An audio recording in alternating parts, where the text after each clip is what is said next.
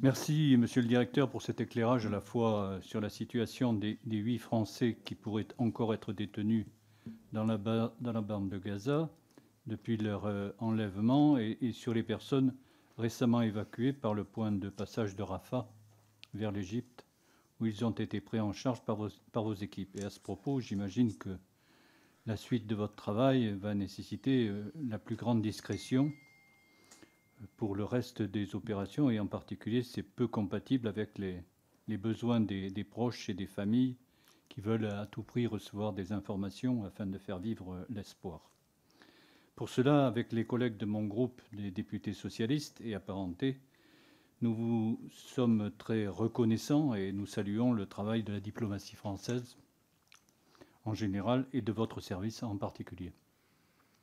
J'imagine que la situation actuelle est assez inédite et sans rapport avec les crises que vous avez connues précédemment, liées à des événements soit météorologiques, sismiques, la pandémie de Covid, rapatriement de nos ressortissants d'Afghanistan, les évacuations suite au coup d'État en Afrique ou la guerre en Ukraine. Pourriez-vous nous dire ce qui, selon vous, caractérise spécifiquement cette crise en Israël et dans les territoires palestiniens, au regard de vos missions d'assistance, d'aide humanitaire, de soutien aux familles ou proches des victimes? Est-ce qu'on parle de 40 victimes identifiées, mais on n'a pas parlé de rapatriement des victimes, de certaines victimes, parce que je suppose qu'un certain nombre resteront en Israël, mais y a-t-il un nombre important de victimes qui vont être rapatriées? Et avez-vous entendu parler, ou peut-on espérer, un hommage national aux victimes de ces conflits, et en particulier également la décision d'un jour de deuil national en hommage à ces victimes? Je vais quand même vous donner un élément de réponse parce qu'il me semble qu'en matière d'hommage, le président de la République s'est exprimé. Et détrompez-moi si je me trompe, mais il a dit que cet hommage serait organisé quand le bilan serait définitif. Ça rejoint ce que je vous disais tout à l'heure, c'est que pour l'instant, le bilan des victimes est de 40, mais nous ne sommes pas sûrs que le bilan reste là. Et je crains malheureusement qu'il augmente dans les jours qui viennent. Quant à savoir si ces victimes devront être rapatriées, beaucoup d'entre elles étaient installées depuis longtemps en Israël. C'est le cas aussi des familles de nos disparus.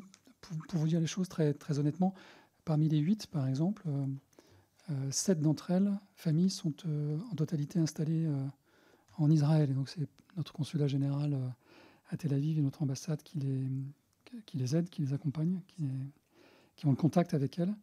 Le CDCS, lui, a le contact avec une de ces familles, une des 8, qui est installée dans le sud de la France. Je ne serai pas plus précis ici.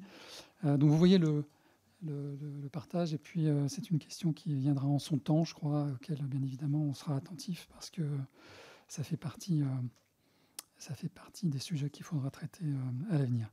Vous me demandiez ce qui était particulier à cette crise. Alors là, je pense que ça nous emmènerait très très loin. Moi, j'y vois 3 caractéristiques qu'on retrouve dans certaines crises, mais qui sont très particulières à celle-là. La première, c'est l'intensité et la vitesse à laquelle la crise est montée en puissance. On a connu d'autres crises intenses. Je pense à ce qui s'est passé en Ukraine, par exemple. Mais celle-ci a un pouvoir de conflagration qui lui est très particulier, et c'est ce qui la rend aussi inquiétante. Ça, c'est la première chose. La deuxième chose, c'est la complexité de cette crise. Alors, on va dire toutes les crises sont complexes, de quelque nature qu'elles soient d'ailleurs, en effet, mais celle-ci atteint un niveau de complexité dans son environnement régional, avec une capacité de contagion sur ses marges, à sa périphérie, qui est quand même très remarquable. Et puis la troisième chose, la troisième caractéristique, c'est la durée dans laquelle je crains que nous nous installions. Je vois mal cette crise être réglée dans les 15 jours qui viennent, ni même dans les 6 mois qui viennent. Elle existe déjà depuis des décennies. On avait peut-être eu tendance à à en minorer l'importance. Elle revient de manière très brutale, très violente, très traumatisante aussi. Et encore une fois, je crains que ça dure et ça dure longtemps. Donc intensité, complexité et durée, c'est les 3 caractéristiques qui me viennent et qui donnent d'ailleurs une idée des difficultés auxquelles nous sommes confrontés, affrontés.